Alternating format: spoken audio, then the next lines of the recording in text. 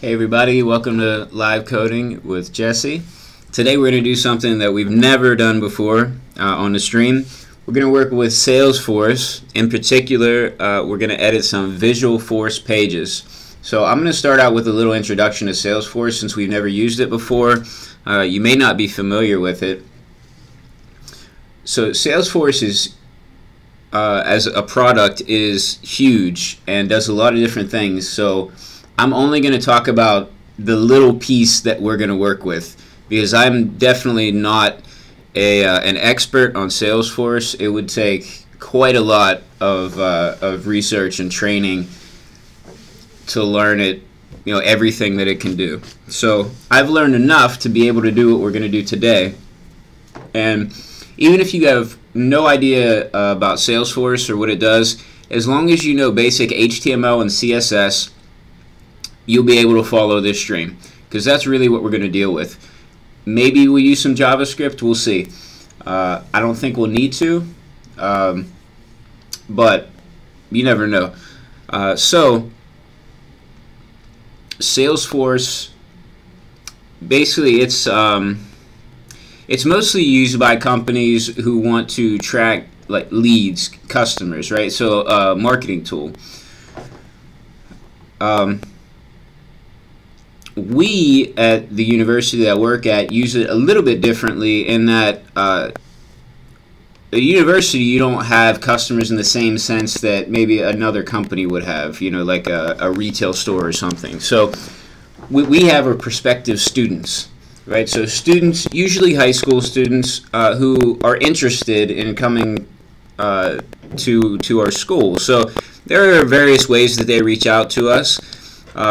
So we have an inquiry form for those students who are just, kind of interested.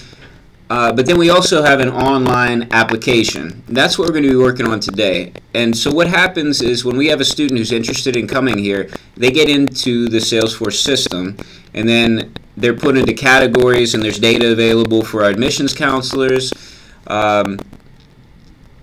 It gets them into, let's say, like what you normally call a sales funnel, although we don't really consider it sales.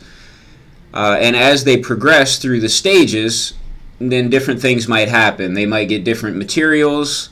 So let's see, it looks like there's audio popping.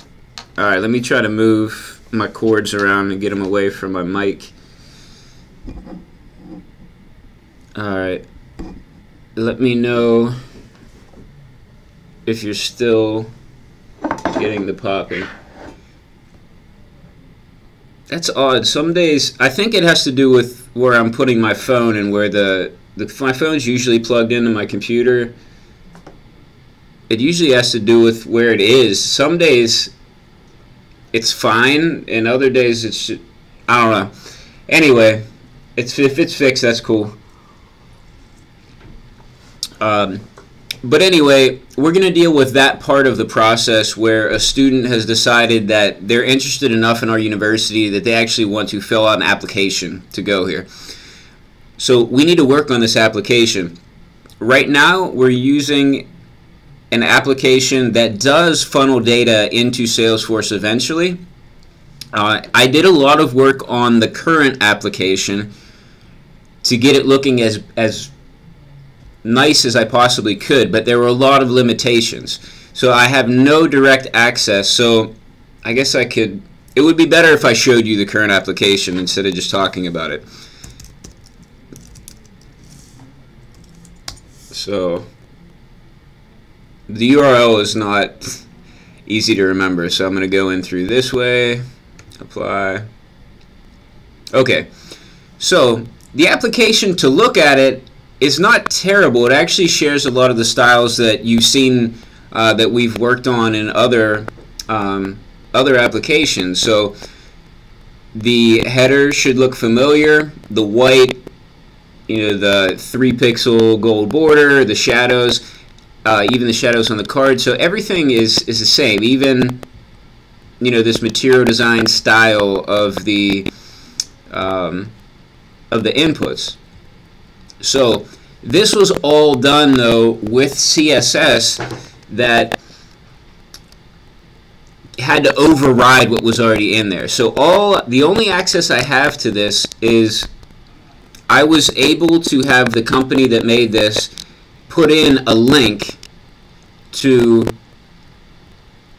a CSS file on a server that I do. The popping is back. You know what? I'm just gonna unplug my phone completely and put it somewhere else. Let's put my phone over here. Alright, so my phone, I just now threw it in a chair on the other side of the room. So if the popping is still there, we'll know it's not my phone at least. If the popping is still there after that, then I'll switch up to the built-in mic on the iMac. I think we tried to fix this on another stream, and I figure, okay, it's good now? Alright. If it comes back, please let me know. I'll just quit using this mic. Let's see. Where was I at? I got off track. Oh, okay. We're looking at this. So basically, the problem is I only can just do CSS work to it. So I was limited in what I really could do. Like, you know, these inputs, there are little things that I couldn't make it exactly like the other forms. Okay, and then on the back end of things, there are some other problems, and I'm not going to go through this form now, but basically you need there's a page refresh that happens every time you go to a different page. So it's not a modern experience like you would get in a progressive web app or a single page application where, you know, you'd be able to navigate around without having the page refresh happen all the time. So you understand what I'm saying. I mean, the technologies are I don't know how you can see that or not, but I mean it's jQuery based. So the new application, we can see we're getting a little bit better here. Still using some jQuery stuff, which is understandable. Everybody uses jQuery. But at least we're using a more modern responsive framework, so they're actually using Bootstrap for this. Okay, so not bad. So what we need to do then is change these default styles to match up more in line, something like this. It's not going to look exactly the same, but we need to use those same styles we've been using on all our projects. It's going to be a little bit different though, because we're not going to have our normal dev environment set up. We're going to have, actually I just checked the live chat, and Harsh asked what extension that is. It's Wappalizer, WAPPALYZER. So I'll type that into the live chat. So anyway, that extension is pretty convenient to be able to just see you don't really have to look at the code. Just with a click you can see what a website is built with. So I'm always curious to see how people do things. So this lets me just take a look quickly. Okay. So that's basically, you know, what we're going to do. We're just going to try to get as much done as possible. I don't expect to be able to get everything styled, you know, properly in here, but for today it would be nice if we could get the header looking like the standard header that we've had, the white header with the web logo on our gold border at the bottom and the correct shadow. Also, we need to figure out what we're going to do with this area here. I'm not sure how I feel about this yet, so maybe we can try a couple different things out. I'll tell you what I'm thinking so you all can think about it though. I see basically two options here. I don't like just this little strip of an image. To be honest with you, this page right here is just to sign up. Actually, this is, let me go to the first page. Login. I think the first page is the login page. Okay, this is the first page users will see. the whole point is log in. So why do we have this big image and title here and push the login down farther to the bottom, right? The user needs to log in. They're not here to look at images. So I'm thinking either completely get rid of the image and just have a very, very simple login screen that it's obvious right away, log in here. There's nothing else you can do, just log in. Or make some type of full screen background image with the login floating on top of it.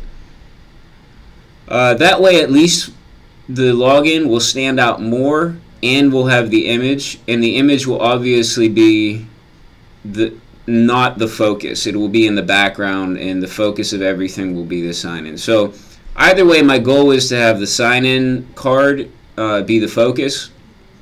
So y'all can let me know what you think when we get to that point. First things first, let's get this header in better shape.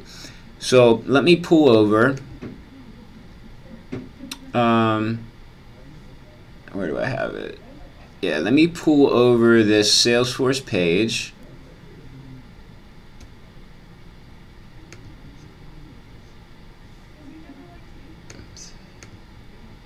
And also, let me know what the quality of the video is. So YouTube changed how you do live streaming, and you used to have the option to set beforehand what quality you wanted the video to be. But now they took it away, and I guess they automatically detect it. I want to make sure that we're still able to get 1080p video. So I'm trying to check the analytics. It looks like some of you are watching in 1080p. So I assume since that's happening, then from my end it's all right. I'm over 5,000 kilobits per second, so it should be good enough for 1080p. Okay.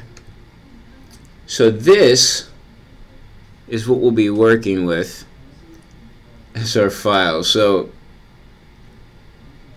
within Salesforce, so if this is the old school view of Salesforce, so they do have an updated UI. My organization has not switched over to the updated UI yet. I can do a preview of it if I really want to, but by default I still see the old view. So if you are using Salesforce, your version of Salesforce may look different. How I got to here, so may not be a big deal if you don't use Salesforce, but in case you do, I'll just quickly go over how I got here. So up in the upper right hand corner, for me there is a setup. If you're using the newer version, there'll be a little settings icon, you know, like the little, looks like a gear. Within the settings icon, then you can click setup. Either way, once you get to setup, you go over here. It's going to look different depending on the version, but there'll still be this sidebar here. And you want to go to develop and then expand that and go to Visualforce pages. Then you're going to be given a huge list of available pages. Figure out what page you want, click it, and then you're in here. The first screen you get won't be this. It'll show some info, but it's not editable. If you have the proper level of permissions in Salesforce, there'll be an edit button. Click edit, and that's how you get into here. Okay, so I know that was really fast. I just don't want to spend that much time on it. If anybody wants to talk about it more later on, let me know during the question and answer session. Let's see. I'm trying to find my my timer, so don't forget. Here we go. And I will bring it up here. Okay, so let's set that 25-minute timer and get to work. What did I? Okay. So I need to figure out a way to make this look a little nicer. Actually, let me pull this out.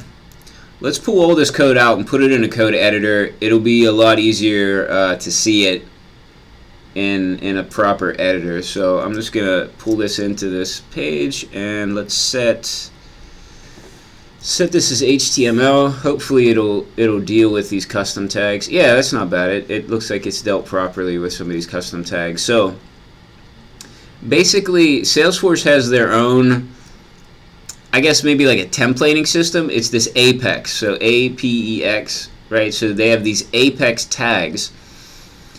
So think of this as,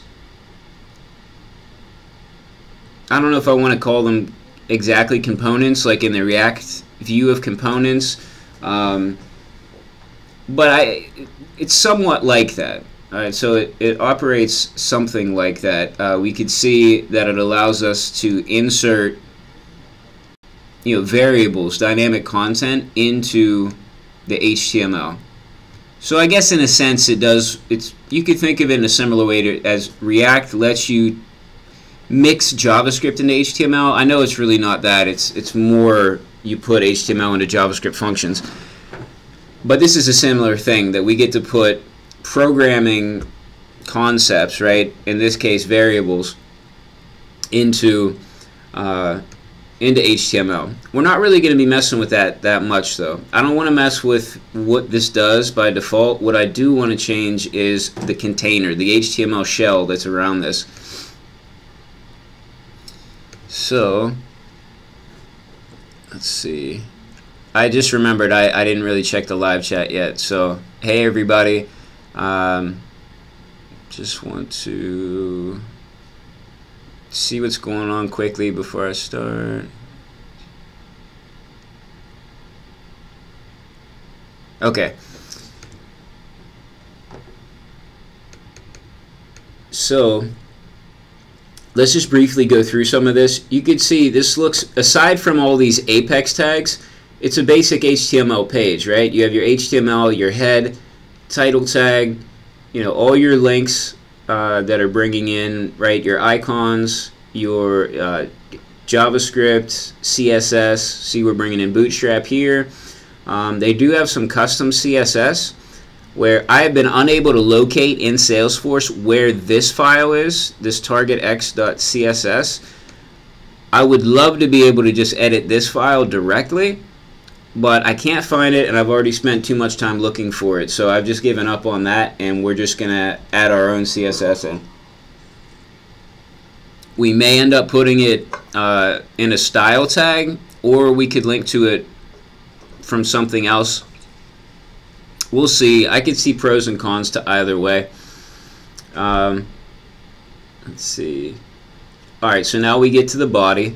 I just put in this class body test just to make sure there were a few templates that were all named very similar names, so I needed to make sure which one was actually the active template. So that's why I've added this in. So I'm going to remove this now since it served its purpose. Whoops. I went to save it. What I'll do is maybe we can make changes here with so we could use our editor, and then periodically we'll just copy and paste everything into here. So I realize changes I make here aren't going to do anything yet, but I think that'll allow us to take advantage of some of the features we have in our code editor. It'll probably be easier in the long run to do it like that. Okay, so we have our nav component, and remember too, if you're used to Bootstrap, try to think in Bootstrap mode in terms of when you see some of these classes, they may be familiar to you. Now this page is actually really basic, in that most of the markup is going to be injected with these Apex tags. So we're not going to be able to see everything. We may have to do some digging if we really want to change something, but I think we'll be able to get a lot done with the combination of this template and Chrome DevTools. And we may not even have to dig in and find these files. This actually feels very similar to what we were doing with that .NET Framework main website page that we were working on a few weeks ago. Okay, so alright, so we have some things commented out, and dashboard context. Okay, so this file actually, you can see, is very, very simple.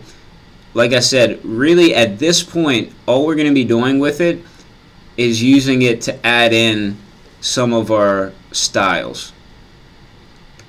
So let's get to work on picking out some of the things that we want to change. So we're going to go in with DevTools. I am, for this particular window, I'm using Chrome Canary. If you're not familiar with Chrome Canary, it's the latest version of Chrome. I don't know that it's necessarily like the cutting edge version. There might be a better version, but it's pretty stable. And the reason I like to use this sometimes is that it gives you access to new features in DevTools before they are released into regular Chrome. When I'm testing a site, I like to use the regular version of Chrome because the odds of a user actually using Chrome Canary are super low. So anyway, so my DevTools may look a little bit different than yours. And actually, let me copy and paste this into the live chat, the link. I didn't test to see if this was available to everyone, but I assume it is. I guess I could, let's see. Alright, yeah, that should be available to everyone. Actually, let's update our Chrome Canary, right? Canary has updates so frequently, which is okay. You can see it only took a second to update. Okay, now let's go into our DevTools, and let me try to get this. So I'm not worried about these errors because I really can't do much about them anyway. Like I said, there are some files that I have not been able to find, so I can't fix that. So let's save some space and just minimize that. And let me know, is this font size too small in DevTools? I can probably expand it a bit and make it a little bigger. I'm afraid if I get too big, we just won't be able to see things. Alright, so let's try to target this nav bar. And the only thing I've done is I've pulled in the proper logo. And I'm maybe going to find a better solution than this, but right now I'm just linking directly to the logo that's on that resource center that we built maybe a month or so ago. Okay, so where's our nav? That's interesting. So it looks like we're going to go the nav component itself. Yeah, the nav component is what we want. Yeah, okay. So here in the nav component, let's change some of what we're doing. We don't want a border at all. So I don't think... Yeah, first let's do some things to cancel out some of the styles that are in there. You can see these are coming from Bootstrap. I have no desire to edit Bootstrap directly. I think that's a mistake. So let's just work with what we have. So we're going to go border none. So we have no border there, but then now we want to do border bottom, and we're going to go with 3 pixels solid, and we need to grab that gold color, and I always forget what it is. So where is it? Where's the fastest way for me to get this gold color? Probably in this project. Let's find our CSS. Oh, we don't have anything in our CSS.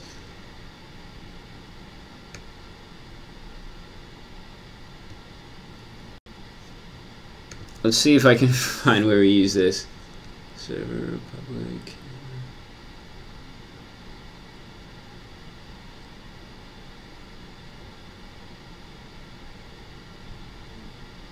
Did we put it in our app bar? Nope, did not put it in here.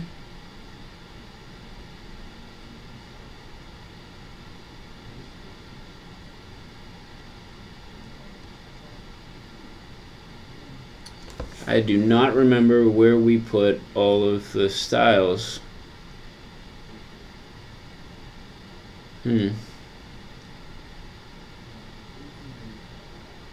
FUS theme. That's got to be it. We didn't even put it in there. Alright, enough of that. That's a waste of time. Let's go here and just inspect this one.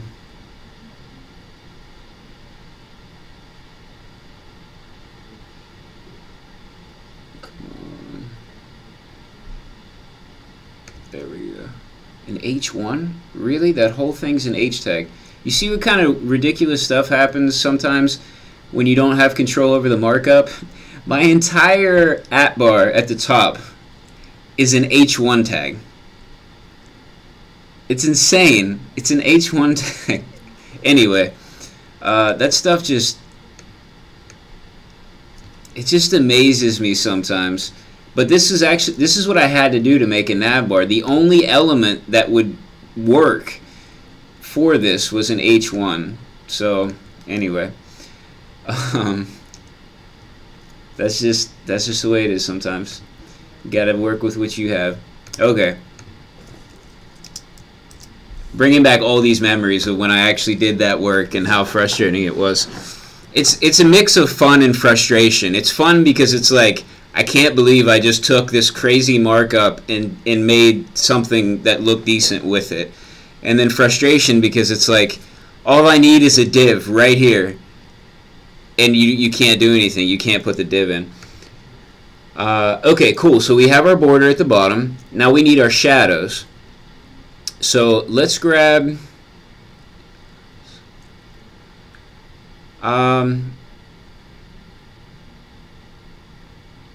we could check the shadows here. Yeah, I guess we'll just use these shadows. I do want to make sure that they match. Actually, these do look like the newer shadows. Initially, we used slightly different values, and I'm talking like maybe a year ago or something. We had slightly different shadow values, and then Materialize CSS updated and added a third line here in their box shadow, and so I don't remember what we updated and what we didn't. So anyway, that does look good. That looks like the right values. So let's use those.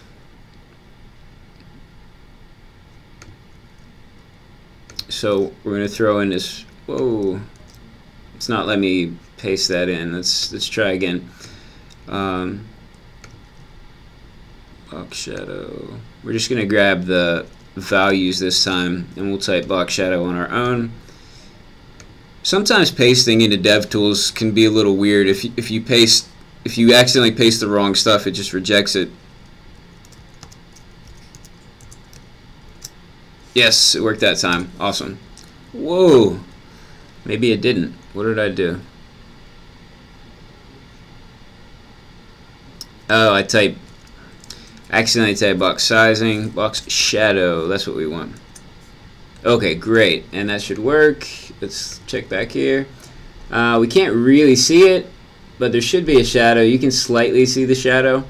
So, alright, cool. So we have that down, the basics down there. Whoops, it's not what I wanted. So let's grab these and pull them over. I'm actually not sure what the best way to do these styles is. You know what? Let's for now, let's just open up another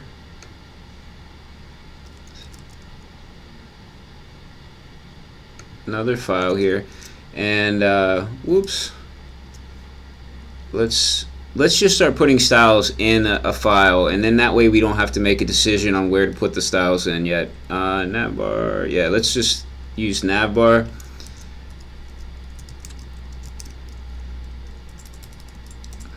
Dot Navbar. There we go. Okay. Actually, let me save this in case something happens. Documents. I guess I should save this as a project. So let's make a new folder and call this Salesforce. Yeah, I'll just call it Salesforce. And let's go application.css. Okay, cool. So now we can, let's try to make this logo look like it should look. So we need, have our nav container. I'm assuming it's in here.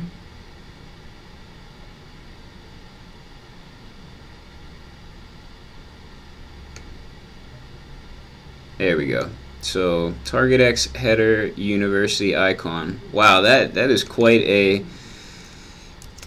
large class. So I'm just going to paste that class in here right now. So now we're going to be using that. And let's see. It's simply a background image. So you can see we have a background image. It goes back to this default. So we're going to take that background image, and we're definitely going to keep that. At least for now. We're going to keep that URL. So we'll have that in our file. Now what we want to do is add in some options here. Let's see. Let me check my timer. Alright, good. 11 minutes.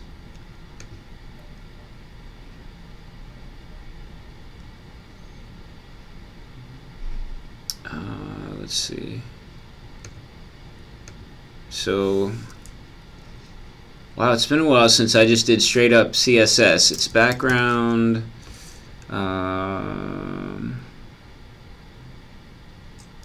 Let's go background repeat, because we definitely don't want a repeat.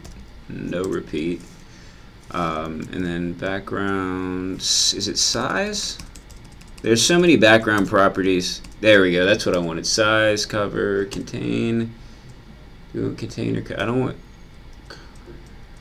I guess contain is what we want for now. And then, okay, we need to set a width. Let's go with. Actually,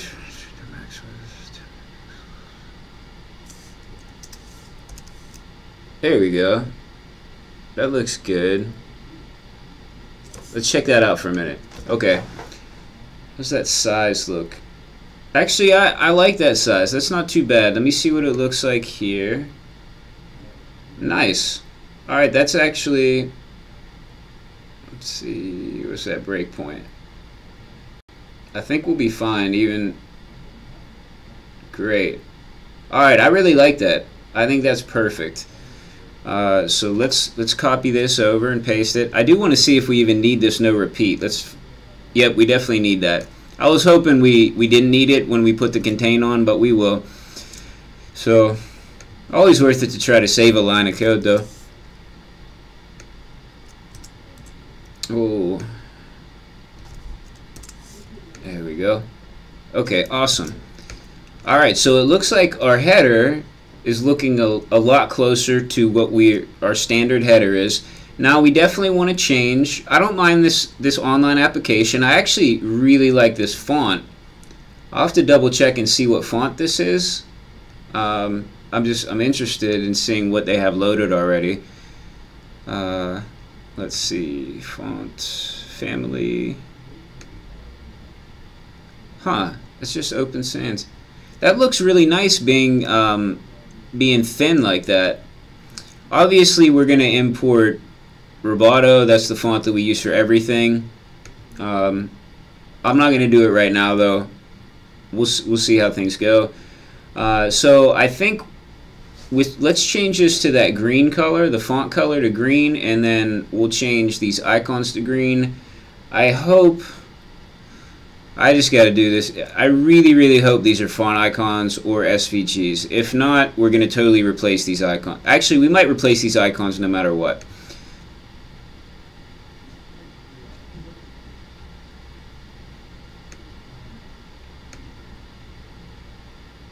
Before, what are we using?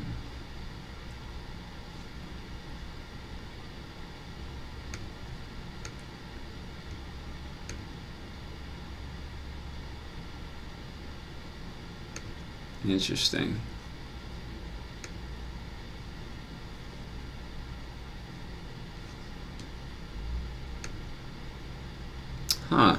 Really interesting. Okay. So here's what I'd like to do. I may just, now that I think about it, I may actually just remove the icons. I don't think we need any icons there. Sign up and log in are fine.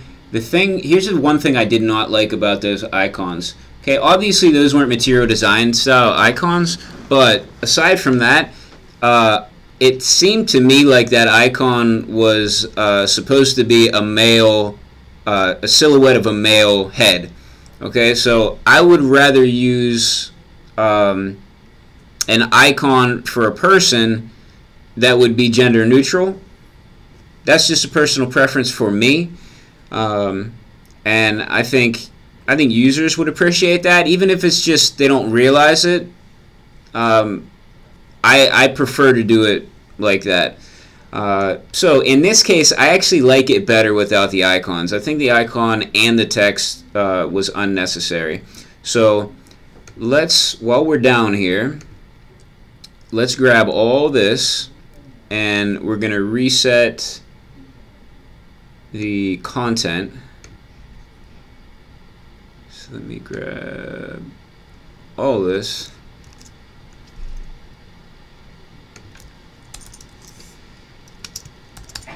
And calendar before, email before, header review, header user. Alright, let's get rid of this, because I don't want to mess with those yet. What I do want to worry about is this header user before. Now I'm assuming that that's what this is. Content, and then we're just going to give it that. Target X header user before. Let's double check. Target X header user. Yep, that is what we wanted. Okay, great. So now that's going to remove that for us. While we're down here, let's see where we're getting the font color from. Target X header user. So it is in fact on that Target X header user. Okay, so we're going to have to grab this. Header print, calendar, email. You know what? Let's grab all of this and change the color of it.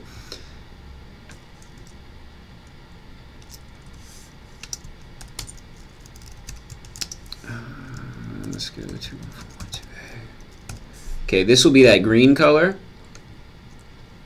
So I used to have the highlight that worked in Atom that showed the color, but it was throwing all kind of errors. It's Pigments is the package, and it's throwing all kind of errors, so I turned it off. So you can't see the color. That was always nice, but not necessary.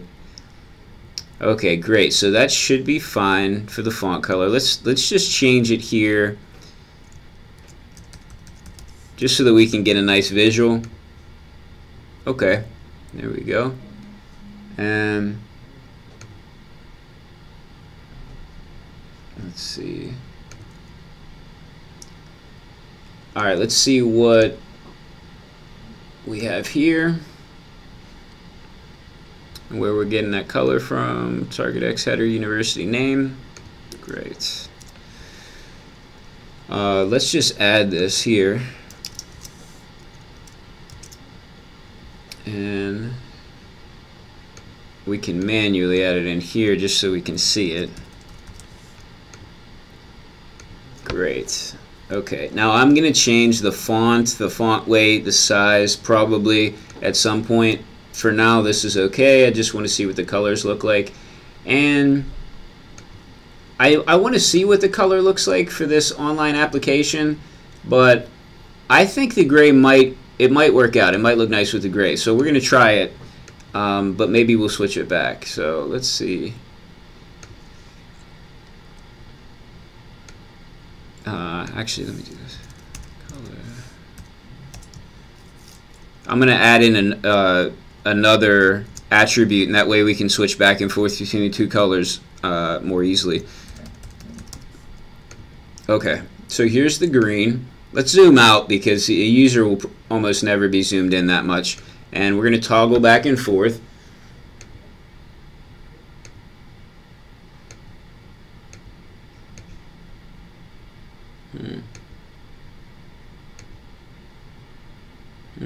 Interesting. I'm not sure that I have a preference. either way. So here's what I'm going to do. Let's put this in here. And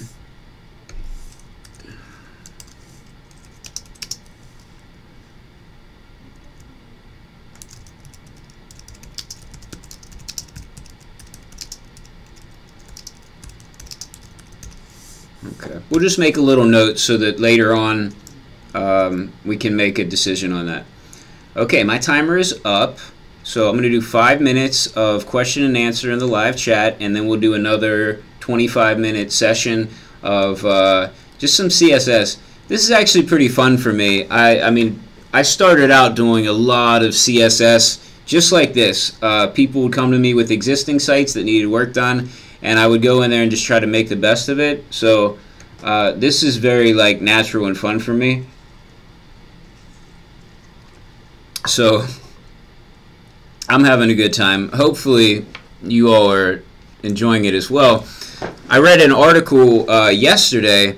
I forget where it was from, but the article was someone recalling a conversation they had with a person who was attempting to hire developers that could work with just regular HTML and CSS. They said they were having trouble finding people like that. They could find people that knew how to use frameworks. They could use Angular, React, Vue, and do really well, but anytime they asked him to do just a simple basic CSS change or vanilla JavaScript change, they couldn't do it. And that was really interesting to me because I haven't had that experience. I came up through doing just normal CSS and JavaScript before I started with React and different frameworks. So, but they were saying because of coding boot camps, there are a lot of people, a lot of developers now that are coming through the coding boot camps. They focus on the frameworks like React or Angular, and you learn that, and to save time, because they need to get in so much material, they skip over a lot of the basics. You know, why learn CSS if you could just use Bootstrap, right? Or some component library. So anyway, I thought that was interesting. So maybe I'll try to occasionally throw in some basic CSS stuff like this. Because evidently there's some need for it in some cases. Let's see.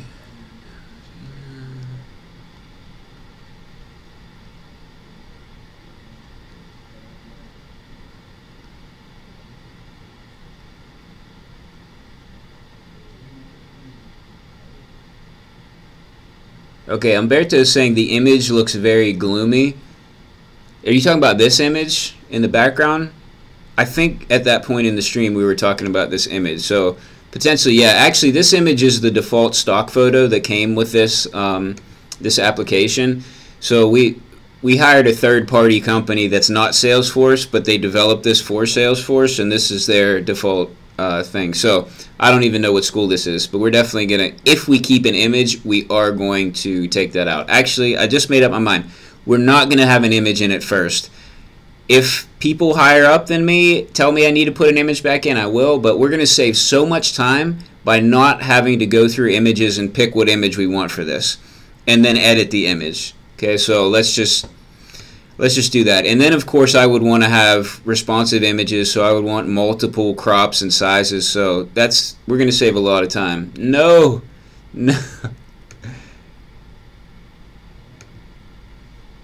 Oh man, almost logged me out. Okay. All right.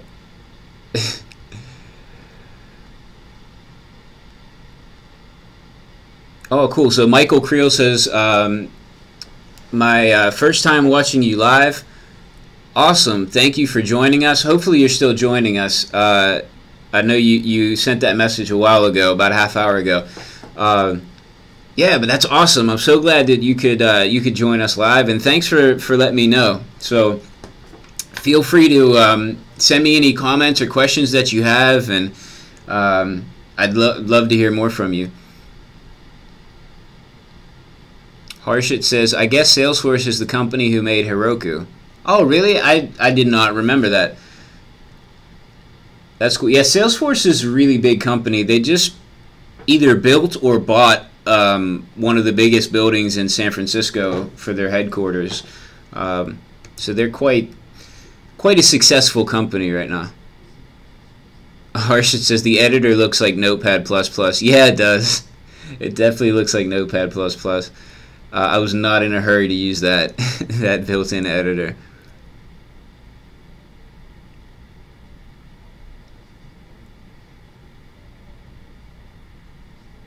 Oh, okay, I see something about font size. Let me increase that font size again. Ooh, maybe we'll have to extend this a little bit.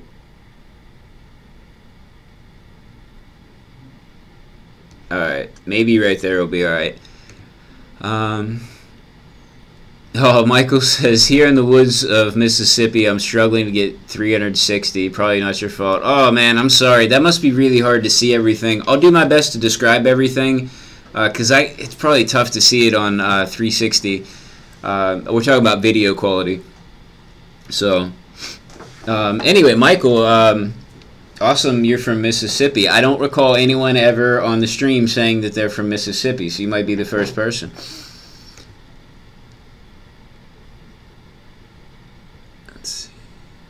Whoa, Harshit's in the Himalayas. I'm not sure if I had anybody say they're in the Himalayas before, so that's cool.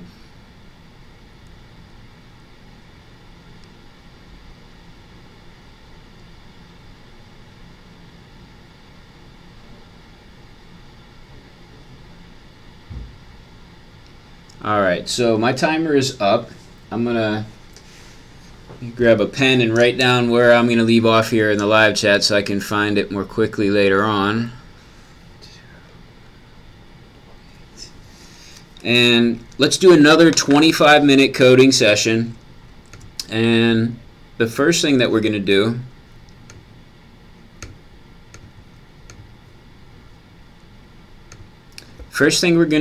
is we're going to grab this code and that we just did, so all this, and we're going to put it in and see if it works.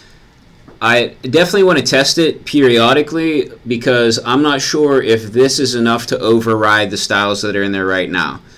Sometimes you never know what gets injected into the page inline that could be overriding things. So now's a great time, since we've finished this one component here, I think now's a great time to check that out. We don't want to forget, though, there is this drop-down menu.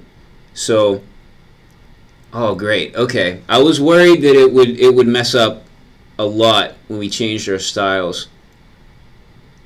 You know what? I think this is fine. The only thing that I'm going to change about this is I want this to not have a background, and I want this icon to be green.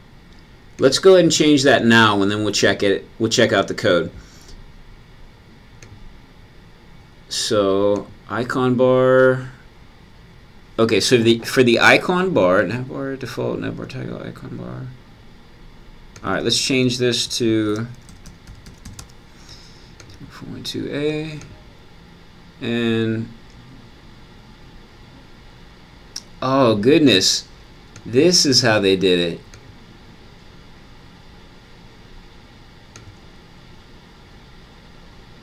Oops, that's not what I wanted. Wait a second. Hold on.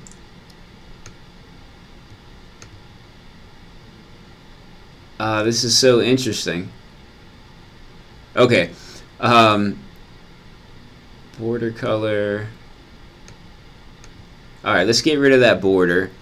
So we're going to go border color none. Will that work? No, we're going to have to go transparent. Okay, so let's throw this in here now. So we're going to have several elements that we're going to have to edit. So let's go with border color transparent for that nav bar, and then what's this, toggle navigation? That's for the screen reader. So see, this is SR only, screen reader only, and then it has text, so that a screen reader, when it gets to this, will say it's the toggle navigation. So that's useful for people who can't see. or have trouble seeing, and it's always good to think about that when you're developing.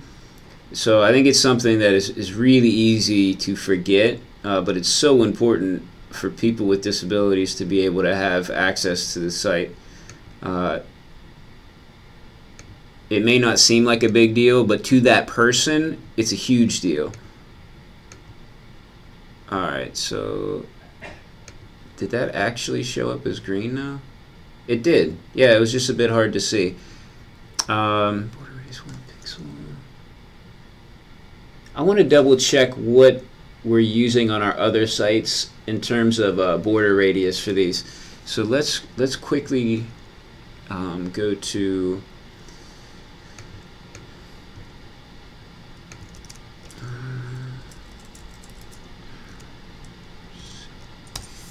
let's go to the Resource Center and let's check this out.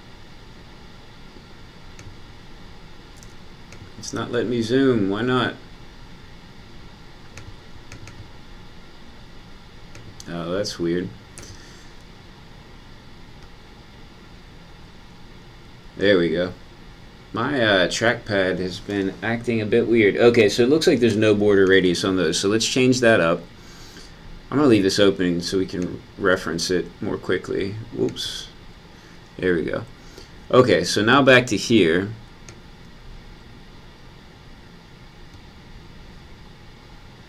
Let's change our border radius to 0. There we go. Now we have the look that we want. Great. So let's take this. Let's grab this.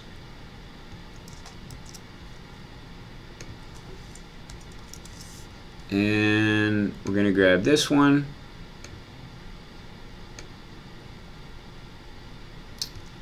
So anyway, I sounded somewhat amazed when I first looked at this, and that was because I realized that this is not a font icon or an SVG. This is in fact 3 spans that just have a background color, which that's so interesting. And actually, you could do quite a lot with this since it's 3 spans. I mean, you could use some CSS animations to do some really cool animation things. I've seen cool things done with these before. So we're not going to do anything like that right now, but it's just kind of cool to see it done like that.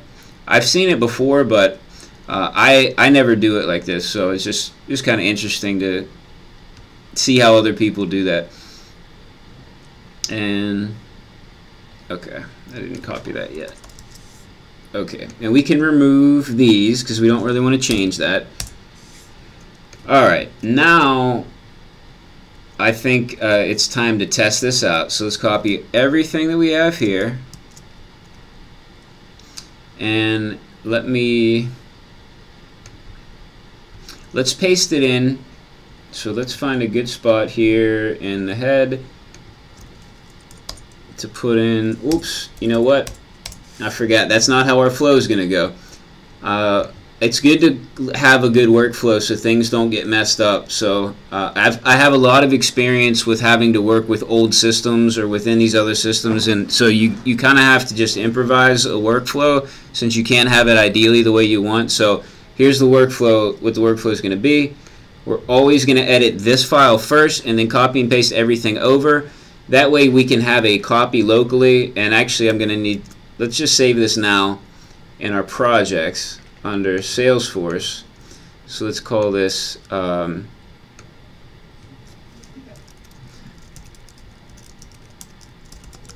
apptemplate.html. Great. Now let's create a style tag, and then we can paste in all our styles. Now we'll copy everything over and paste it all in.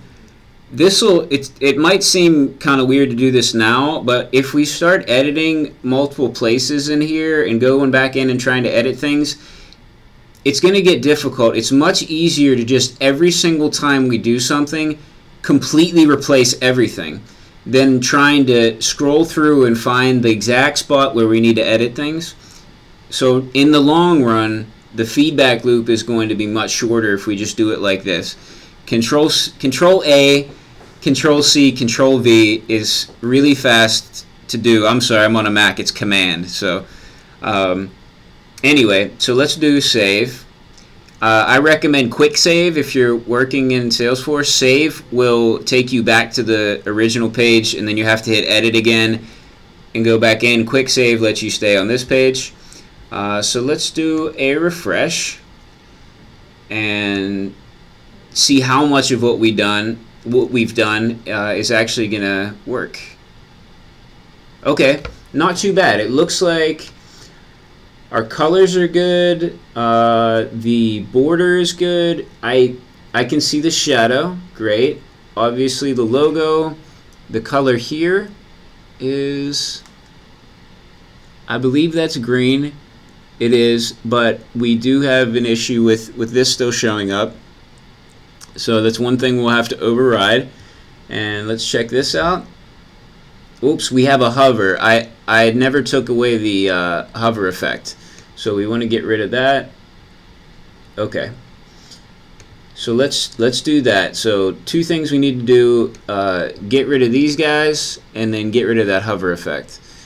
So let me do the hover first so I don't forget, because the icons are a lot more obvious. So let's inspect that. And what we're going to do, so this is the element that we're going to be working with. We can go in here in DevTools and click on hover and then click the box for hover. And so now we don't have to move our mouse over this. It's going to be permanently hovered until we uncheck this. And now we can see the hover styles. So let's grab all of this and let's set transparent as the background color. Right? Normally we wouldn't be setting transparent as background color. That's ridiculous, right? But remember, we're not going to directly edit this file, so we have to think, how can we override everything? So actually, let me see. Navbar default hover. Let's see where I want to put this. I think color.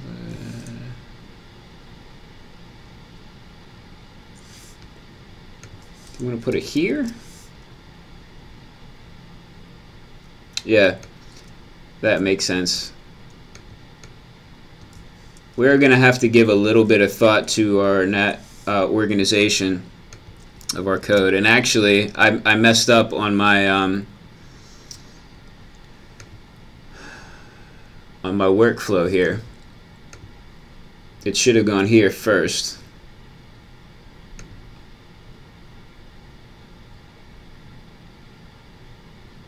I guess it doesn't matter. We could do it either way.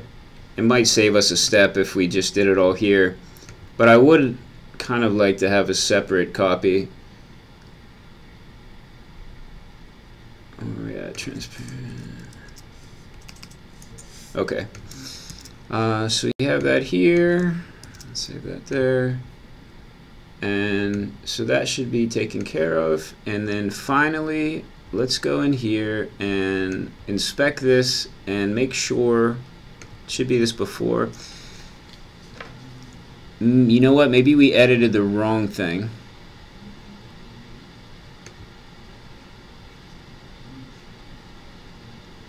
Let's take a look at this again.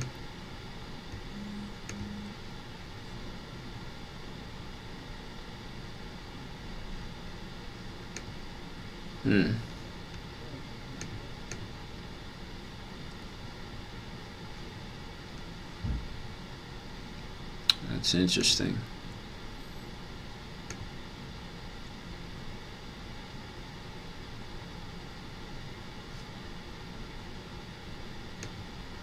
Oops, I think we went to the wrong before. So we'll yeah, we just need to edit our CSS. So let's go ahead and do that. I'm not even going to test it in DevTools because target header user.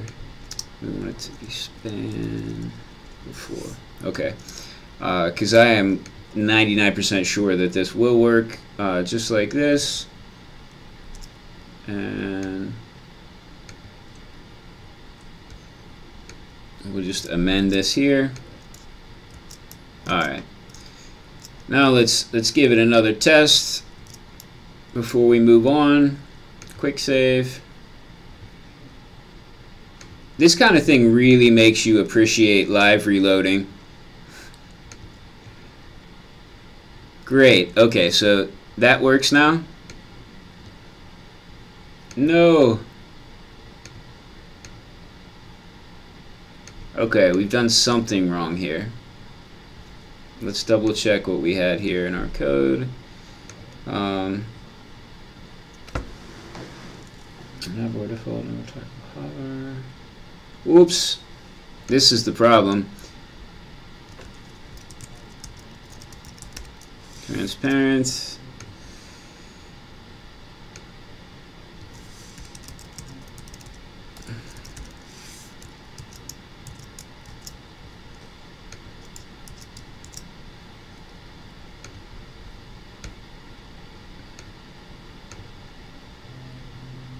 Okay, great. Now that does work. Awesome.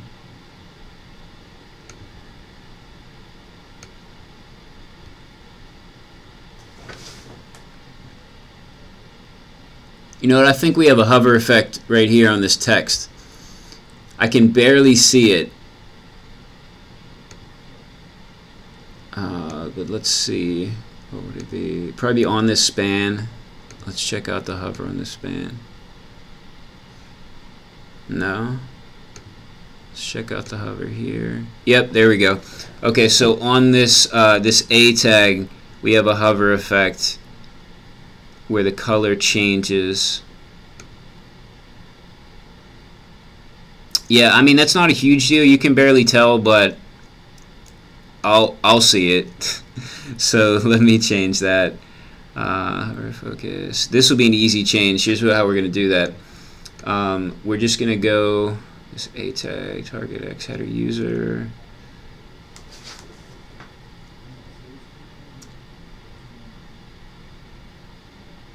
We're going to add this on here.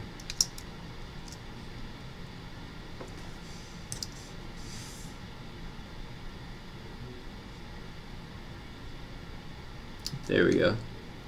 And that should work. And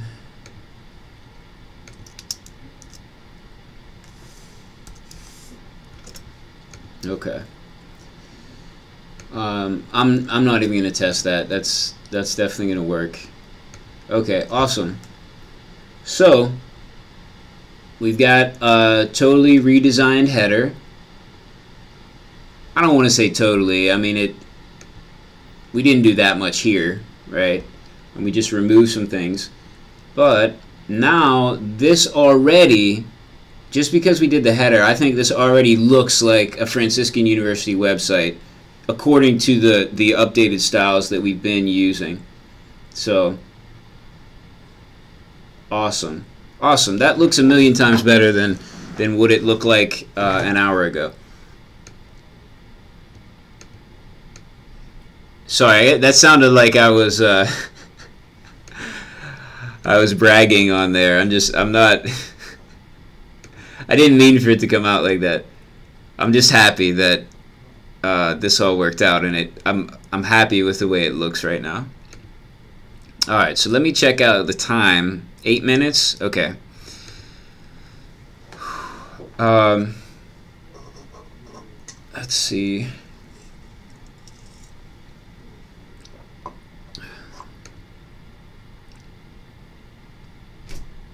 Let's see what we'll do next. Let's just take this image out of here. You know what? I'm going to see if I can find the actual element where this image is, because here's what I don't want to happen. I don't want us... We could test this out for sure, but what I'm afraid might happen is that this image would somehow get loaded anyway if we just try to override it. So let's see what this image is. Yeah, it's a background image. So yeah, I don't want it to accidentally get loaded. Target X dashboard hero. So if we can find this, let's just try to remove it. Target X dashboard hero. I have a feeling that we're not going to find it in the file, but it's worth a shot. So let's go back to our template file and let's find Target X dashboard hero. Whoa. Did we really find it? Crazy. Alright. Oops. Let me make this bigger. Sorry, I don't know why I forgot to make this bigger. Alright, so let's see. Wow. We do have this here. Amazing. Target X dashboard hero. Alright. So let's see what we can move. You know what? I want to remove this entire thing. There's no reason why we need Franciscan University of Steubenville here when we have it right here. We have the logo here. It's entirely redundant and unnecessary. Let's just get rid of this entire section. They're calling a hero section here. And then we don't have to worry about trying to fit our logo into here. This is going to save us a lot of time, and I don't think that we're really going to lose very much aesthetically by getting rid of this section. And it's definitely going to be worth it for the amount of time we'll save.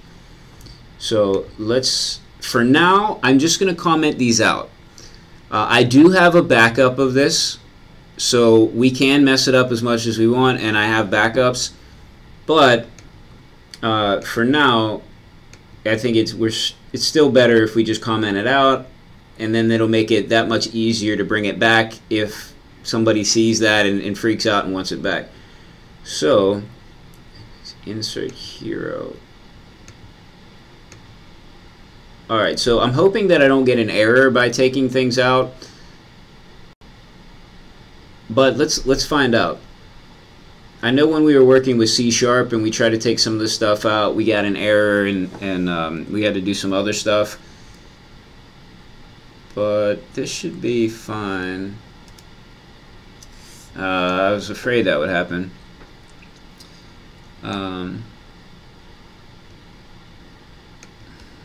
Shoot. Alright, you know, I'm just going to take this out. And username. Shoot.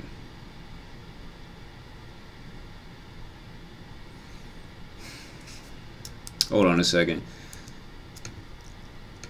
I want to see what this is and if this is going to be important at some point. There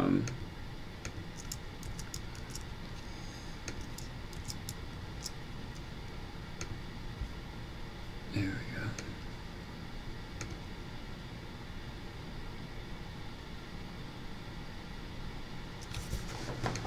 go. Okay. I think I do want to keep this little user. That's kind of a nice thing, nice personalized thing. It was commented out though, and I don't know if it was in there just for a demo of what it could do.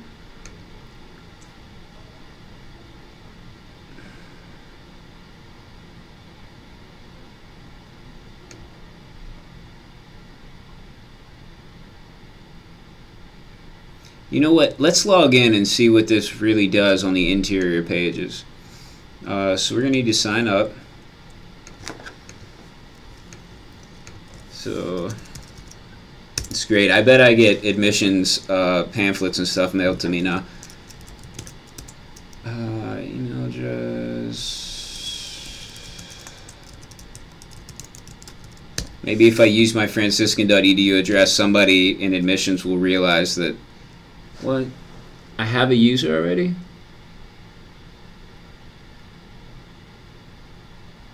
Alright, fine then. Let's use a different email. Jessewago@gmail.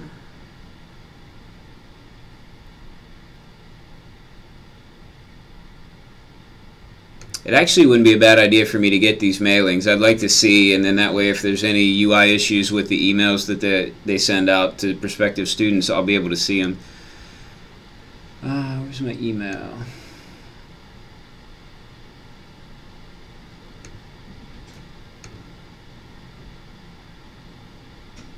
Okay, wow, so the email that gets sent out, check that out. So that could definitely use some work. I don't know how much control we have over that, but there's a few things. Obviously, it's not aesthetically pleasing at all. I'm not the best at making emails, but so I'm not really, I shouldn't be talking about this, but that could use some improvement. And look at the email, the from email, jrmteam. .franciscan. So this is not, it should not be that. It shouldn't be jrmteam at franciscan at genzabar.com. Alright. Well, I don't think I can change that right now. I'll have to just deal with it later on.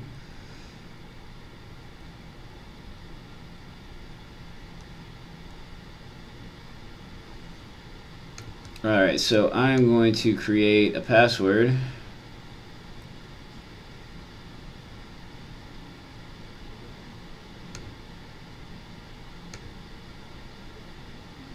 On my other screen.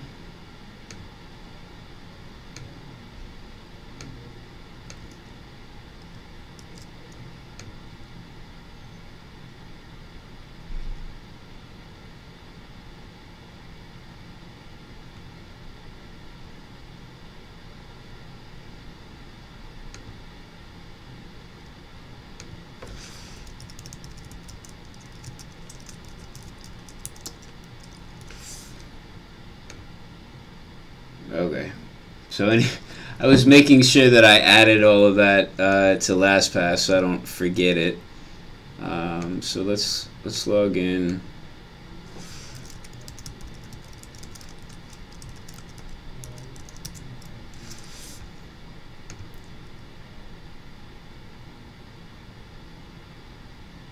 Whoa.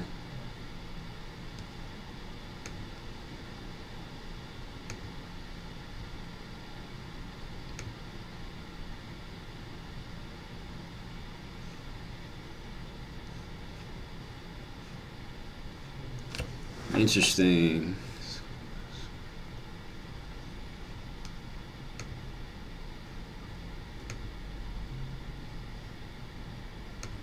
Alright, so we're dealing with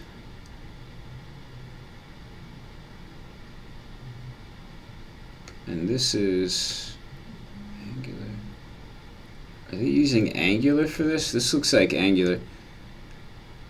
They are. Okay, so once you log in, it's using Angular. Okay.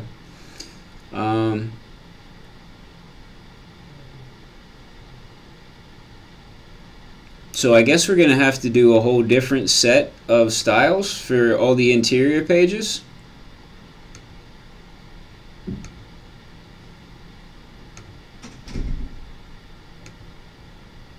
Alright, well, good to know. I'm not going to get to it today, but definitely need some work. Okay, so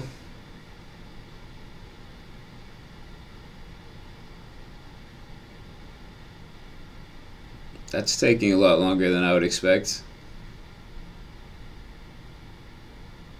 Alright, so my 25-minute timer is up. And let's see. Yeah, it's definitely up. So I'm going to go back to the live chat. I'm going to go through all the questions now. And then I was trying to think if there was something.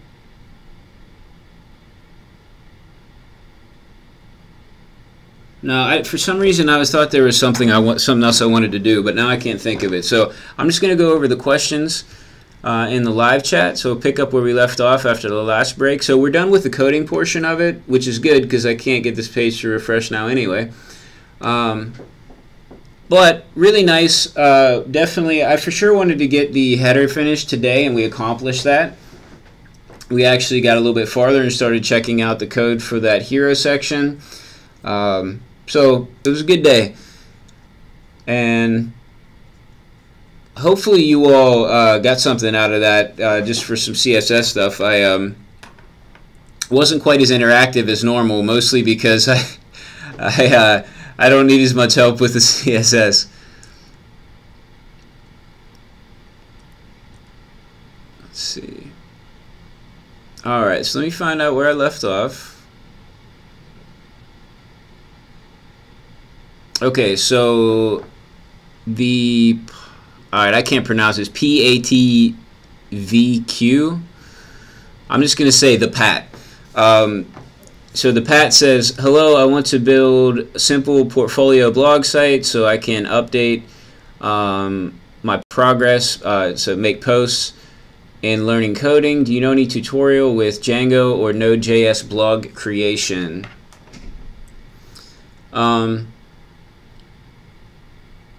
Yeah, there's a lot of different tutorials that you could go to. I guess it kind of depends on how complicated you want to make it. If you want to do this project of a blog as a learning experience, then you could try to make one from scratch using Node or Django or whatever you want. If the goal is just to get a blog up and running as fast as possible so you can, start posting things, then you could just run a WordPress blog very simply. They have the 5-minute install, which, literally it is 5 minutes or less. So that would be the simplest thing to do. But if you wanted to get a little bit more complex, you could use, what's it called? Is it Jekyll? Is that the like the static site kind of creator that a lot of people use for blogging? There's something else too. Is it Ghost? I can't remember all the names of it, but yeah, you can definitely you can get a blog up and running, in less than an hour if you just do a simple WordPress blog. Or you could be more if you wanted to get really complex and just work on your skills, you could check out what we've done with the WordPress API and React and Node.js in our previous stream. So Project 1, Project 2, and Project 4 were all in slightly different ways basically building sites that have blog functionality, even though we're not calling them blogs, with WordPress, Node, and React. So depending on how complicated you want to get, there's a lot of options out there for you. Harshit says check Traversy Media. So I've never looked at anything from Traversy, but I have seen that recommended before, so check that out. Let's see. Harris asks, how well does freeCodeCamp prepare you for... That's weird. Did that just take me to the main page, the home page?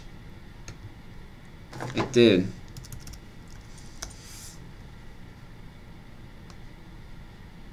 That's not good. Oh shoot, that's not even what I wanted. That's really weird.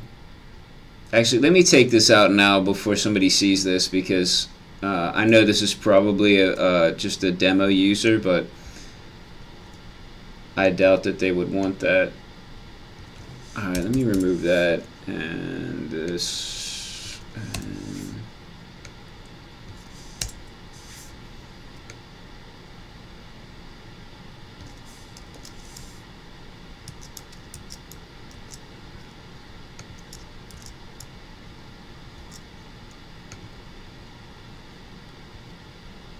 Just take this out now. Okay, there we go. There we go. This looks like one of my sites now, right? Lots of white, very plain. The point is, a site like this will load so fast, right? And users know what's going to happen. So They know what they're supposed to do. Anyway, we'll clean this up tomorrow or some other time. All right. So sorry, Harris, I got sidetracked. So the question was, how well does freeCodeCamp prepare you for Salesforce development? Learning the basics of HTML, CSS, and JavaScript will prepare you well for any kind of web development. But in particular, Salesforce development has a lot of things that are unique to Salesforce. So any course that's not specifically Salesforce is not going to fully prepare you for it. But you just see now, we're making modifications to a Salesforce Visualforce page, and we're able to use, so far, basic HTML, CSS. So that base will be able to it'll help you to do a lot. And then you can just pick up some of the more platform-specific things later on. So the answer is I guess, not fully. So freeCodeCamp will not fully prepare you to develop for Salesforce, but it's going to give you the necessary basic information to be able to then build on and learn some of those Salesforce-specific things.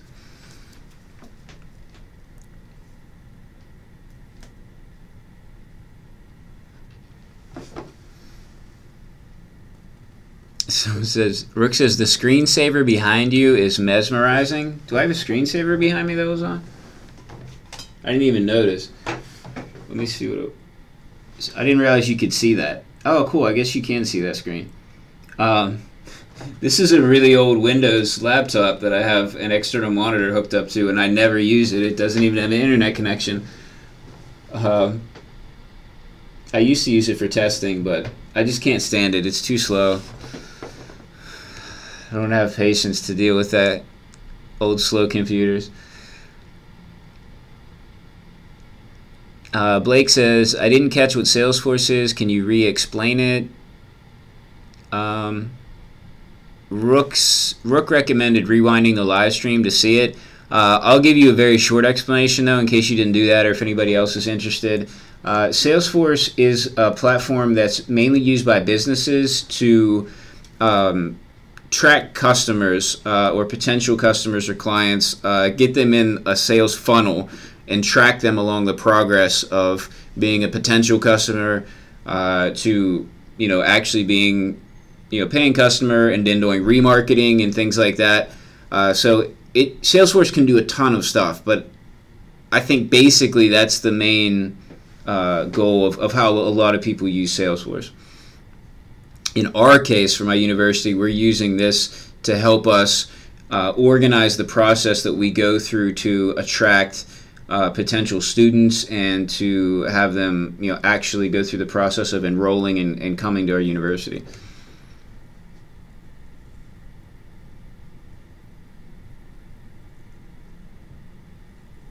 Okay, Harshit says, I guess it's PaaS, platform as a service. Yeah. Yes, that would be accurate.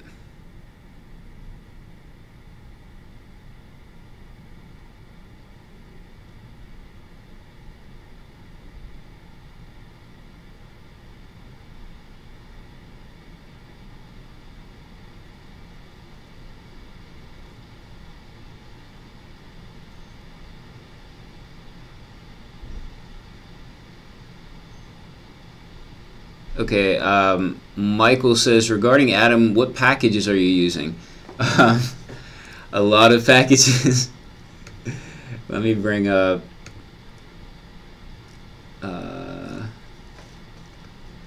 what show in my config? Yeah. I'm just going to scroll slowly through my packages. Oh no, this isn't going to give it all, is it? Shoot. Let me go to this view then. I forget what the file is that shows all your packages.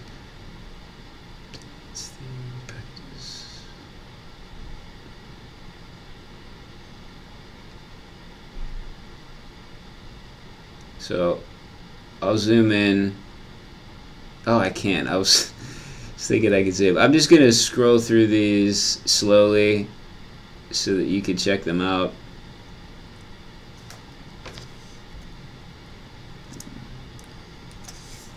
And then if you need to, you can pause the video or rewind it later on.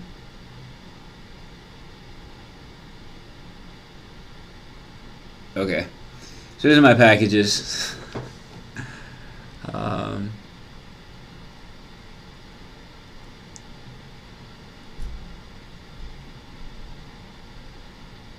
Let's see.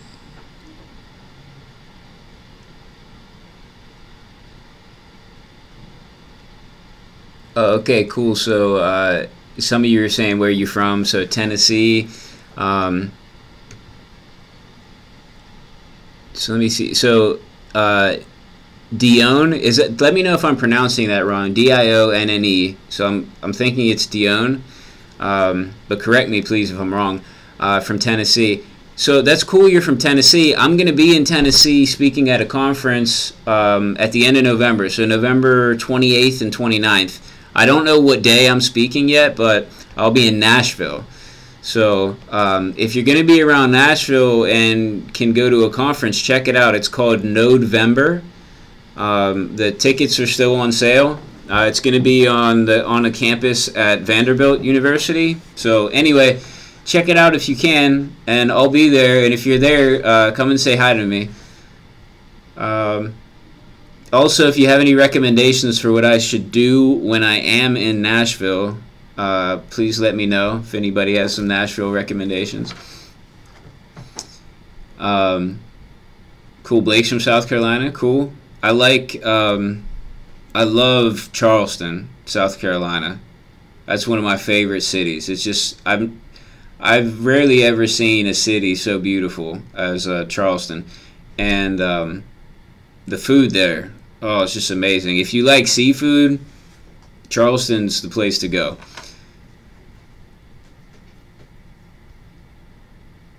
Let's see.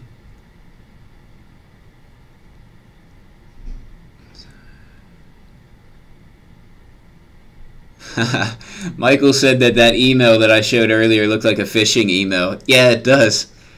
That's a good point. Actually, if I say that, I think I'll definitely get the access or get that changed if I bring up the fact that it looks like phishing email. So I'm really glad you said that.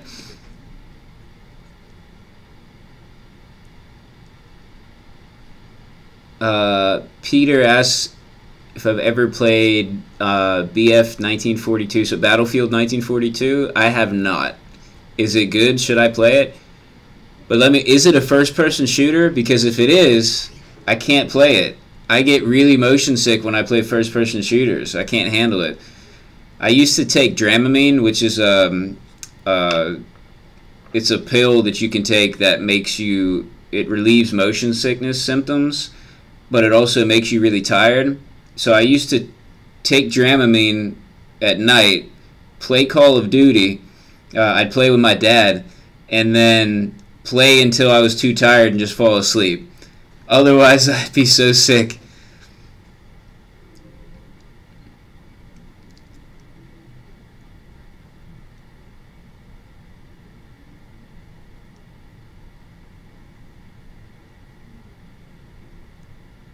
Michael says, if you've got to fix that, it might be time to ask for a raise. Actually, I went to go make a joke to my boss earlier, but he wasn't in his office. But I was going to say, hey, now that I officially graduated from the Udacity React Nano degree program, I think it's time that I get paid more money. I know that's not going to happen right now. But I just wanted to mess with him. Maybe I'll check and see if he's here after I'm done with the stream.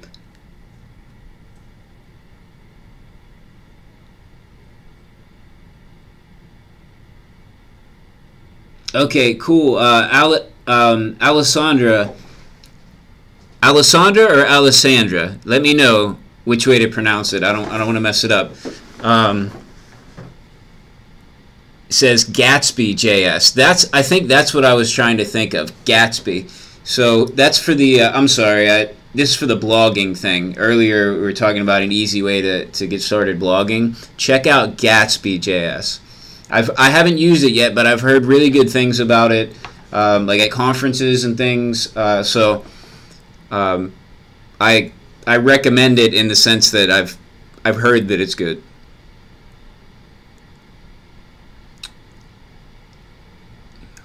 Oh, okay, cool. Dion, thanks for the help with the pronunciation. So it's Dion rhymes with neon. Awesome. That's a great way to remember it. Dion says, what skills or technologies do you consider to be intermediate front end? There are no junior level jobs in my area, and a recruiter suggested I apply for mid-level roles. Yeah, definitely. When it comes to applying for jobs, do not be intimidated when when the job description seems like it's beyond what you can currently do. Apply anyway. Sometimes those job descriptions are written by people in human resources who are good at what they do, but they have no idea what these coding terms mean. So they'll go into the IT department or whatever department that's hiring a coder and say, what do you need that coder to be able to do? And they'll list a bunch of things that they'd like the person to do, and then the HR person just puts them all down on a list, not realizing that this kind of seems ridiculous to have somebody with all these different skills. Or I've dealt with that process of trying to make a job description that would make sense to a coder, even though it didn't make sense to the HR people. So anyway, you never know what's going on behind the scenes with that. So number one, this isn't exactly your question, but number one, go for those jobs, even if you don't think you have the skills yet. Also, when it comes to intermediate front-end skills, this is really, it's kind of hard to, it's hard to say for sure where that line between beginner and intermediate and then intermediate and expert is. So it's not like we could really give an exact place, but I would say if you are to the point where, and like I said, this is entirely my opinion because I don't know that there's any for sure standard of what's intermediate, but to me, if someone claimed that they were an intermediate level developer and was applying for a job to work here, I would want to see, preferably on GitHub, I would want to see that they've been able to take a project, completely build out the project, connect to APIs, pull in data, work with forms, form validation, handling form data. I would want to see that they're able to use JavaScript techniques beyond just jQuery. So whether that be some sort of framework like React, Angular, or Vue, or others, or whether that be they're using vanilla JavaScript, whatever, but I want to see they're beyond that. I'd like also to see, depending on the job, it would be nice to see some custom CSS work so that they're going beyond just a normal framework. The frameworks are really nice, and I recommend using them whenever you can, but it's nice to know that someone can adapt it as necessary. So those are the skills that I would be looking for just in general. It's hard to say, because so much depends on specifically the job and what needs to be done, but the big things are they can do things from scratch with CSS that make sense or adapt a framework. They can do more than just basic jQuery and actually do some more advanced JavaScript things. That can potentially mean being able to handle using a framework. And if it's like React and a framework, they can manage state properly. And then can they interact with APIs? Can they pull data? Make sure that make sure that their sites are checking. They're checking these. They're validating their form inputs. Are they checking to make sure that when data comes or when it's not there, are they providing fallbacks like error messages, like things that things that separate the work from being like just a project that you're doing and being something that is actually deployable live, and is reliable. Anyway, so that was probably kind of vague. I'm sorry if it was too vague for you, but hopefully that helps a little bit.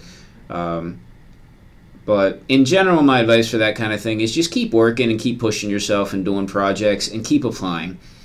You never know what's really going on and when a job description is created. So it's worth a shot to apply it to anything that you're even remotely interested in.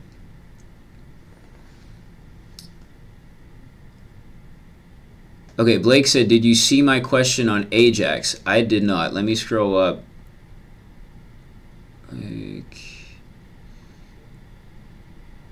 Oh, okay. I'm sorry, Blake. I don't know how I missed that. Blake's question is, I'm sending data to a Google Sheet using Ajax, and in two of my fields, I get undefined docs.google.com spreadsheet. Okay. I checked all my name attributes. Code is Blake Thomas, Upstate. All right, let me check. I actually have your GitHub open right now on another window. So it's GitHub Upstate. Okay.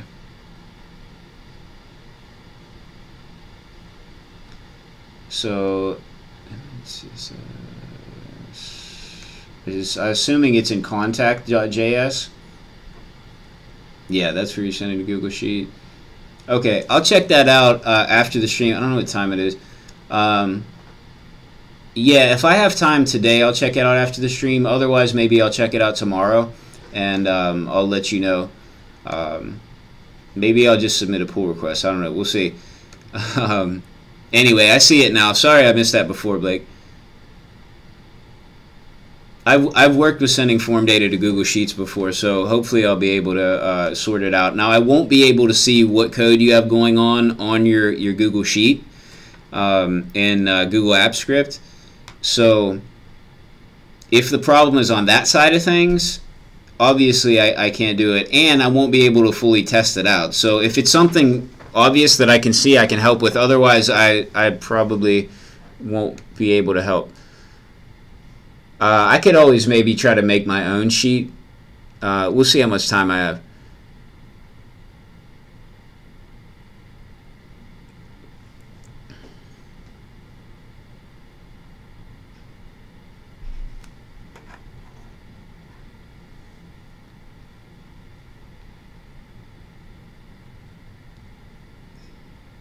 Okay. Dion says, darn, I have to work. Is it live streamed? Actually, I don't think it's going to be live streamed. We actually asked, so on Twitter there was a conversation back and forth between the people that are running the conference and somebody from the live stream. Who was it? I can't remember now who it was.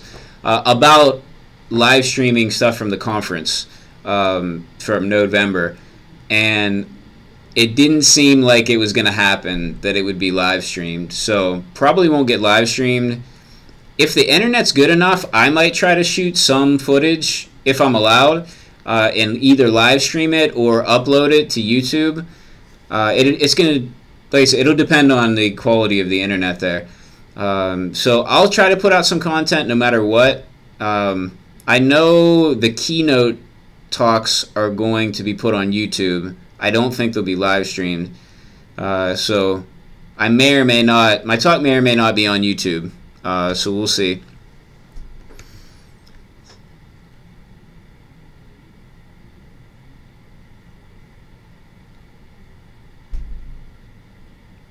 Oh, cool. Blake says it's nice. So when I was talking about Charleston, South Carolina, Blake says it's nice. I live in Greenville. It's probably the second nicest.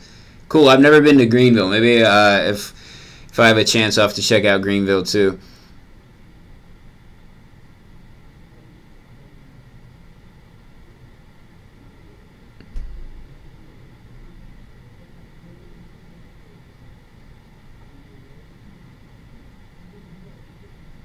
Okay, Dion says, thanks for your input to my question. You're welcome. Like I said, hopefully that had helped. Let me know if you have any follow-up questions or anything either in the stream, or you can send me messages on Twitter or whatever social media. I'd be more than happy to answer any questions you have, especially if it's something more specific. Sometimes people prefer to ask more specific questions over Twitter or something, like in a direct message. So I'm up for that too. Sometimes if I'm really busy, I can't always get back to you right away, but I'll try to get back to you within a couple of days.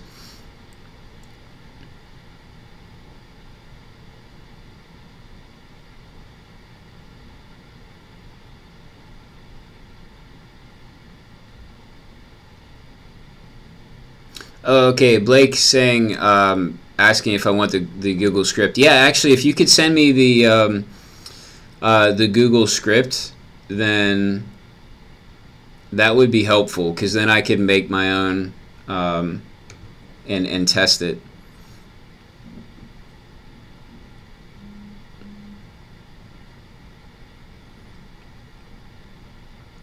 All right, Harris says, what's your schedule like? How do you balance work, teaching, plus keep on learning more? So I'm actually not teaching. So my work here is I'm a full-time front-end developer. So my work day it's supposed to be an 8-hour work day, but that includes 1 hour for lunch. Sometimes my hours are weird and it doesn't work out like that. But in general, that's pretty much my schedule of work.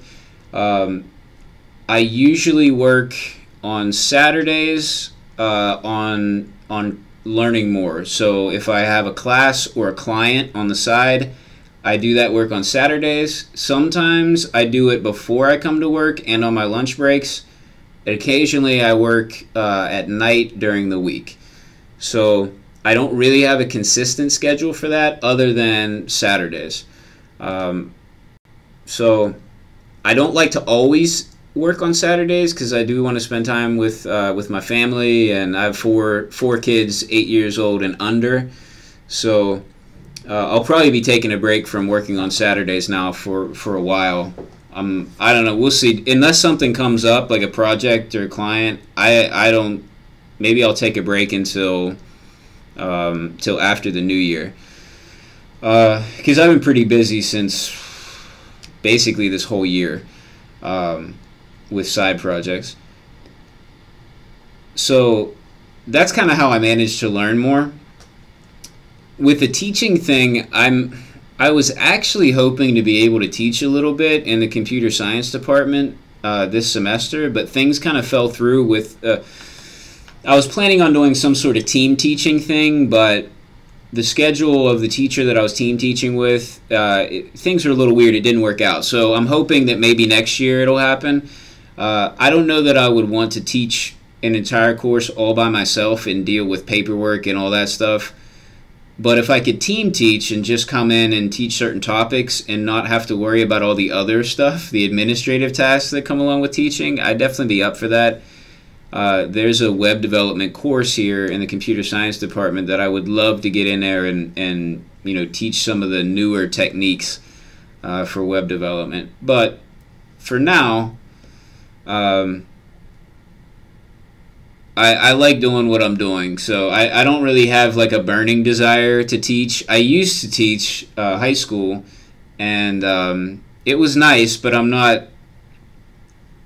love what I'm doing right now. So if it happens and I get to teach, that'll be cool, because I'd really like to help out the students here and help them to get some good experience on projects. But I'm not actively pursuing that. If it happens, it happens. And if in terms of the balance is hard. So I don't always feel like I have a balance between work and learning and my family. So it's just something you kind of just strive for every day. And if you mess up with it and you get out of balance, you try to do better. But it's hard, especially with kids. You can't always plan everything out. Things happen. A kid gets sick and you got to stay up all night with them, or that throws off your schedule. So you just can't. It's just hard to have like a set schedule and plan things. when you have all those unknown variables with the kids that demand attention. You can't just tell the kid wait, and I'll get to it. Especially when you have babies, like they depend on you for everything, so you got to be there. So I don't think there's one like clear answer to getting that perfect work-life balance. You just got to be ready to adapt, and realize that sometimes you'll go through periods where you're able to do a lot one way or the other. You may not be able to have a perfect balance every day so that you do these certain things, Depends on your situation.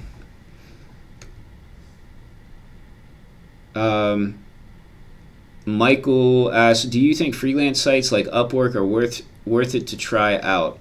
I'm not that familiar with Upwork. Let me look. I haven't had great results with freelance sites. Let me see.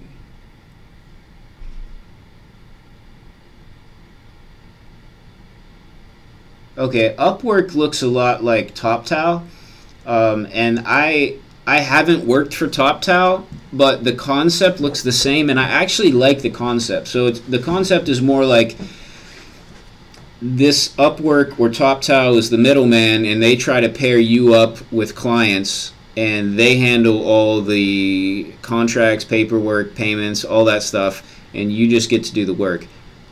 I'm actually a big fan of that setup, although, like I said, I haven't worked for them for any big company like that, so can't say out of personal experience. But I like that. The sites that I don't like and I don't think are worth it are the sites where I think one site's called Freelancer.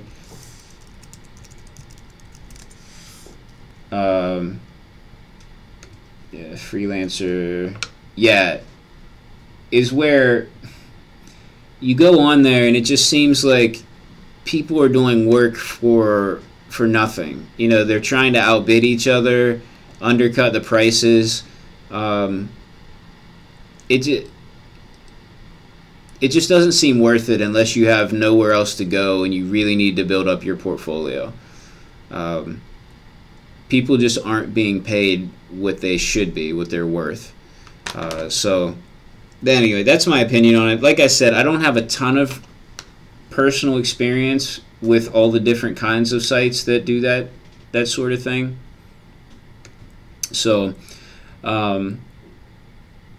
as long as, if the site's encouraging developers to undercut each other in price, I'd say stay away from it. If instead the site is actually helping developers get paid what they should get paid and making it easier for them to find clients, then great, I'm all for that. So just check out the site and see if you can get a hold of people or talk to people that are actually working with that company and see what they think.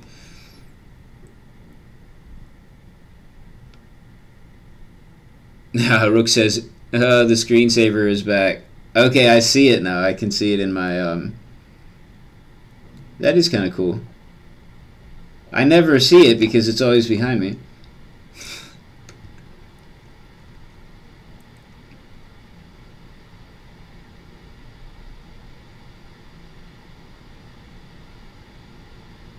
Harris says, here's an idea. FreeCodeCamp should provide productivity tips in videos or blog format.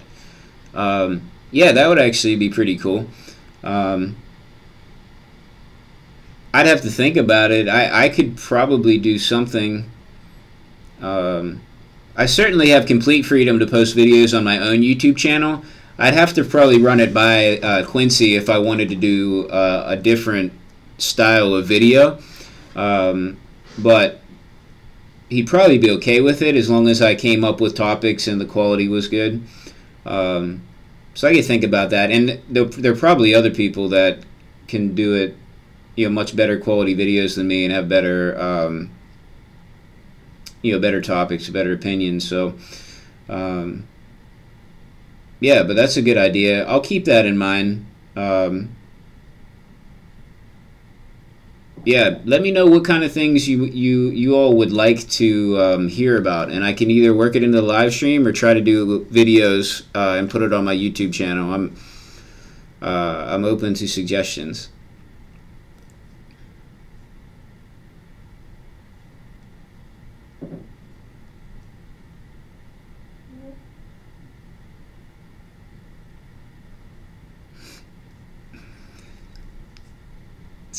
I think my screensaver is keeping everybody's attention now.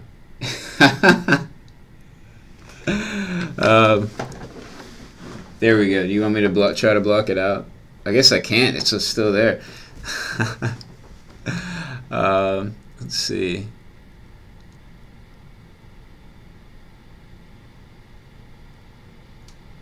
Oh, okay. Sorry. Harris says, "Oh, by teaching I meant these live streams." Okay, sorry. That makes so much more sense now. I never think about this as teaching. It's because it's way more collaborative than normal teaching. So that makes a lot of sense now. Sorry, I misunderstood. So Harris says, by teaching I meant these live streams. I had a professor who ended up teaching half the semester through YouTube Live.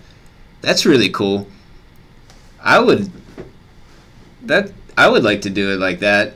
Not have to actually go into the classroom and just. I think it would be easier because if I'm teaching, like if I'm teaching code stuff, the most important thing is that people can see my screen, see what's on it. So it would almost be better if I just live streamed and all the students could have the code right there on their computers. Anyway, okay, yeah, so actually there is there's one key reason why I'm able to do these streams and stream as frequently and as long as I do, and that is because I get to stream while I'm at work. So that's why I work on the projects that I need to for my job. And so in that sense, I can't always work on what I really want to, but it's fine. I think we still do good projects. And because I can do it at work, it doesn't cut into my time that I would have with my family. So it would be hard for me to be able to spend this much time if it was taking time away from my family, especially since I'm volunteering. It'd be hard to explain to my wife that, hey, can you watch the kids for another 3 hours every day so that I could do this? And we're not getting any more money. So you could see how that would be a hard sell. So thankfully my boss sees real value in what I'm doing in terms of several reasons. One, the university's name gets out there to a lot of places that no one probably was never heard of this university before, which is good. Also, I learned so much from you all. You get to contribute to projects, so these projects end up being so much better than they ever would be if it was just me doing it. So essentially my boss is giving this time away by letting me work on it for free code camp, and in return though the university is gaining some publicity and gaining some expertise from you all. So I think it's a very nice kind of trade-off there. So hopefully I can continue to do this and it still is beneficial for you all, for Free Code Camp, and for the university, and everything can keep working out like this.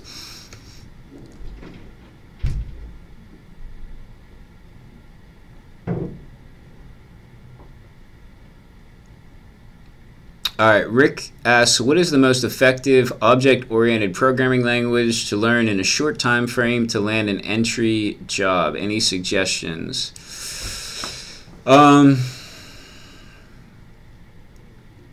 I don't have that much experience with other programming languages, but honestly, the easiest language for me to learn out of all the other ones that I worked on,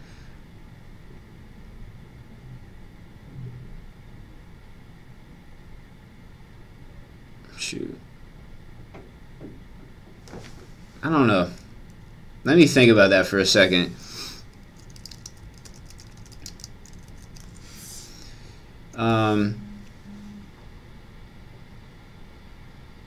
Probably Python.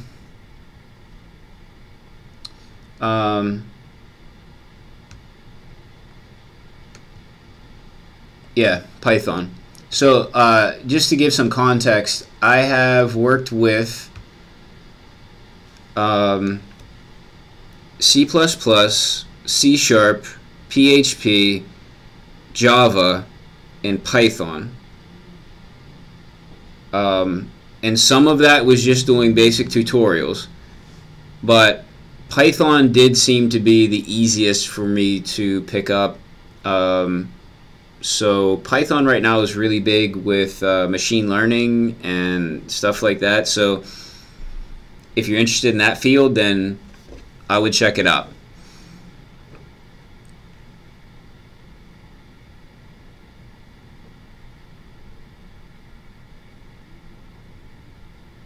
Also, Python is cool because it's one of the few programming languages that it's really doable to code on a phone, because it's more about indentation and less about special characters, which usually take several clicks to get to on a phone. So I actually learned Python on my phone. And by learned, I mean like learned enough to do really basic stuff. I'm not at all an expert on Python.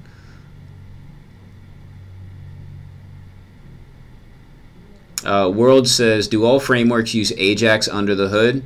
No, I don't. They don't all use Ajax, and like, I don't want to get into a debate over what's the difference between a framework and a library, because we've had that before. But using like the loose definition of those things, if you would want to consider React in that general category of framework, which I know we've had debates before, and it's probably better called a library. But anyway, something like that doesn't actually use anything. So you're free to use whatever you want. So you could use Ajax. You could do just basic XHR.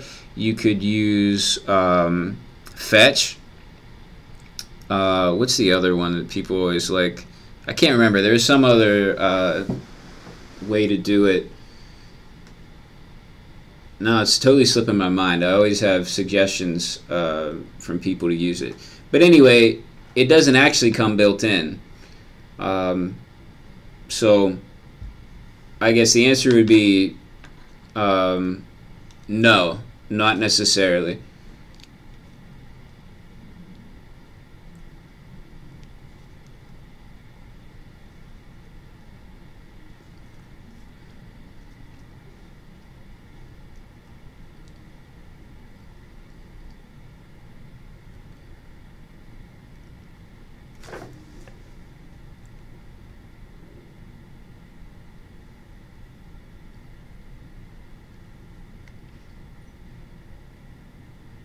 Okay, I've gotten to the end of live chat. I was just double checking to make sure I didn't miss anything. If I did miss something, really sorry. You can ask it again in tomorrow's stream or send me a message on some social media network.